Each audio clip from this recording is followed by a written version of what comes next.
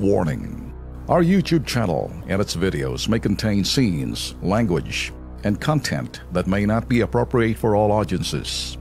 These videos include surveillance footage, undercover pursuit of suspects, actual police and rescue operations, and fearless confrontations. If you do not approve of the content, please do not watch our videos. If you wish to continue, we strongly advise that you proceed with caution. Viewers' discretion is advised. Kasama po natin sa studio dito po sa Kilos Pronto ay walang iba kundi si Vicente Palangka. Siya po ay isa pong factory worker mula po sa Balagtas, Bulacan. Biruin nyo ninyo, bumiyahe po yan, papunta ho dito sa ating pong studio para ireklamo. Ito pong nawawalang pera na pinadala daw ho ng kanya pong kapatid mula po sa bansang Australia. Para ikwento, si Vincent na ho ang ating pakinggan. Vicente, pakikwento nga ho, magkano ba yung halaga na sabi mo mukhang nawala, parang bula? So, tinext po sa akin, mahigit 40,000 po. Yung, tapos, pumunta po ako doon sa Western Union dahil yun po yung sinabi niya. So, pinakita ko po yung tracking number, tapos tinignan po niya doon sa computer. System, sa unang pinuntahan ko po, hindi po siya lumalabas. Ano sabi sa'yo? Hindi daw po nag-exist yung aking control number. Na pinakita mo naman, may hawak ka? Opo. Inabot mo ba yung tracking number na yan sa kanila? So ito po, sinulat ko po to sa gwardiya pa lang, pero meron ako kung kopya na nakasulat po sa wallet ko. Okay. Nung sinabi nila na wala yung tracking number na yan, anong ginawa mo? So pumunta po ako doon sa isa pang Western Union na outlet na halos 20 meters lang po ang diferensya nila. Oo, mga ilang minuto yung hakbang mo doon, papunta doon sa isang Western Union branch? So mga hanggang 3 minuto po, nakarating na po ako doon sa isa pang Western Union na outlet. At anong sabi sa'yo? So wala na daw po yung pera, na-withdraw na nung pang November 2. Oy. Kailan ba pinadala ng kapatid mo ito? October 31 pa po. Oo, sa tagal na panahon. So ang sabi ko po sa ate ko, kasi tinawag ko bakit hindi natanggap, ang paliwanag ko, sabi ko baka tinamaan lang ng holiday o kaya nung Sabado-Linggo. Kasi nung time na yun, nag-undas po, di ba? Tapos nag-holiday tayo. Okay. May binabanggit ka sa akin na ito po ba'y kauna-unahang nangyari na wala yung perang pinadala ng kapatid mo? Pangalawa na po ito. Yung una po kasi nangyari October 2014, pero hindi ko po na-complain dahil wala po akong control number na maipapakita doon sa agency na kukunan ko ng pera. So ngayon, meron kang control number? Meron po akong hawak ngayon. Number, no? Okay. Para lang sa kabatiran ng ating mga babayan, alam ba ho ninyo kung ano pong gagamitin nila sa pera? Ikwento mo, Vicente. So ito po sana pantulong po sana sa pag-aaral po ng mga anak ko na kasalukuyan po nag-aaral at yung iba po pantulong din po sa isang kapatid ko pa na meron din pong pamilya. Kita nyo naman, napakahalaga pong perang pinadala ho ng kanyang kapatid, pero ano nangyari? May problema ditong Western Union. Kaya kami ay sumangguni sa NBI Anti-Fraud. Ito pong sabi nila. Sa possible identity theft or fraud because meron po tayo nangyaring unauthorized withdrawal at this moment. Kasi yung ating cases, meron talaga tayong true recipient. And as yung ating facts, merong taong nag-withdraw na hindi yung recipient talaga natin. So meron talagang identity theft. May nag-assume ng personality ng ating recipient. What we do is on our investigation side, since meron pong tracking number yan, we would request the assistance of at least yung ating remittance center. Sa ating case is Western Union, hihingi tayo ng details ng transaction number na yon. Tapos, we will get then yung mga submitted documents nung nag-receive ng pera. Kasi yung mga remittance center is under the BSP and Bangko Sentral requires them to know their clients. So one of that is that they have to submit documents or identity documents pag nagre-receive sila ng pera. The fraud po, possible estafa po, in relation to 10175, which is the cybercrime. Ang nagagawa po ng cybercrime law is napapaangat po yung penalty. Pa pong ibang criminal charges if we see that na pwede advisable dun sa case. Pero primarily po is estafa. Alam mo na, Ben, dahil na may kausap na rin ako sa NBI at marami nga daw silang hawak na ganitong kaso. Ano na daw balde-balde na daw kaso ng Western Union po dyan At hanggang ngayon ay hindi daw sila sinasagot. Nako, Na naturang malinaw, Lex, remittance company. sinabi na ng NBI, malinaw yung sinasabing fraud. Hindi ginawa ng Western Union yung due diligence. Yes. Nahanapan lahat ng mga identification number at saka may karapatan yung sinasabing nagrereklamo para malaman kung kanino dapat nilalantad nila yun.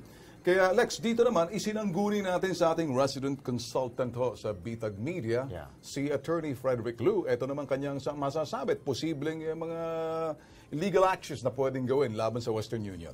Paano? Yung mga remittance services na ganyan, it's a contract between the person that seeks to remit the money and yung remittance center, or in this case, yung Western Union. Ngayon, supposed to be, there are protocols that they must follow at all times to be able to yung effect a remittance. No? In this case, ang hinihingi niyan is yung MTSN, yung money transfer control number. Tapos, they also ask for yung 2 valid IDs on the part of the person who wants to receive the money. Confidential yung transaction number kasi mismo ang pwedeng kumuha ng money. Ngayon, that recipient must also sign yung last na receipt na sinagsasabi na natanggap na niya yung remittance. So in this case, may mga areas wherein pwedeng masabi na yung remittance center na meron na nag-aalaw ng Western Union transfers,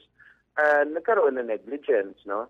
Why? Una sa lahat, yung unang pinuntahan na branch na nagsabi na walang remittance doon, instead na i-check, i-verify kung meron naman talaga, that is also questionable.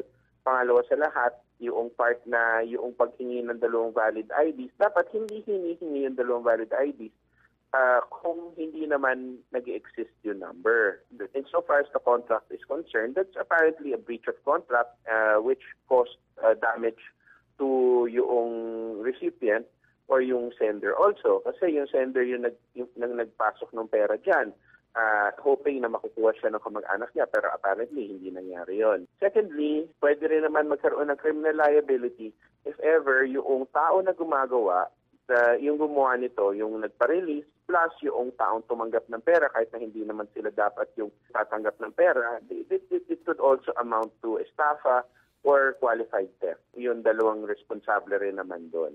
Okay, pero at the level ng kumpanya, I think ang pwede dyan is it would be a civil action for breach of contract. Ganun rin ang sangguni ho ng ating pong resident lawyer. Nakasuhan na lang ng estapa itong pero para sa akin, makinig kayo, Western Union, ha? Hindi lang to 1 beses, 2 beses, marami. Way back in 2004, hindi ko makalimutan yung atraso ninyo, mga putok sa buho kayo. Negosyo kayo, pero hindi naman iisang inyong patakaran, isang protocol nyo. Malinaw ang inyong kapabayaan, mga putok sa buho kayo sa Western Union. Idedemanda nyo ako? O sige, tinawagan namin kayo, nagtuturuan ito, hindi nyo kami sinasagot. Ngayon, isa lang sinasabi ng Bangko Sentral ng Pilipinas at DTI, ito pa rin 2 mga kumag, dapat pinag-uuntog yung ulo. Nagpapasahan. Pero Lex, kayo sa Western Union, kung nakikinig kayo, malaki pa naman ang pangalan ninyo. Kaya lang sa Pilipinas, may mga franchise yan, iba-ibang may-ari. Hindi sinusunod yung protocol. Ang kakapal na mukha nyo, Western Union pa kayo, ginagamit kayo ng sinasabing ito yung mga sex performer na yung mga cybersex, kayo yung mga remittance, kayo rin yung palaruan ng mga text scam, kayo pa kayo ng palaruan ng mga sindikatong kakapal na mukha nyo, mga putok sa buhok! Kaya nga sinasabi nga, Ben, hit them where it hurts most. Sabi nila, Alex, hindi naman kami nalulugi. Naku. Oy, kayo sa Western Union sa Cubao, sa main office nyo. Hindi ko matandaan, hindi ko makalimutan yun. Sabi nila, hindi naman kami nalulugi. Sabi namin nung sa Bitag, hindi ba kayo nababahala? Baka malugi kayo? Baka masira nego? Hindi naman kami nalulugi. Kung ngayon pa lang nakikita, kung buhay ka pa, sasampalin ko mukha mo eh. Bakit? Eto na. Sabi ng NBI, Lex, marami ng mga reklamo laban sa inyo, wala pa sigurong gumagawang head-on sa inyo, kaya namimihasa kayo. Eto sa prime time, sinusumbong kayo, ibinibigyan namin ng all points bulletin, ang lahat ng mga gumagamit ng serbisyo nyo, hindi naman lahat, hindi namin nila lahat, pero ilan sa inyo mga franchise, kung sino man mga franchisee, wala kayong mga ginagawa. Malinaw. Kasi at this point, dapat due diligence.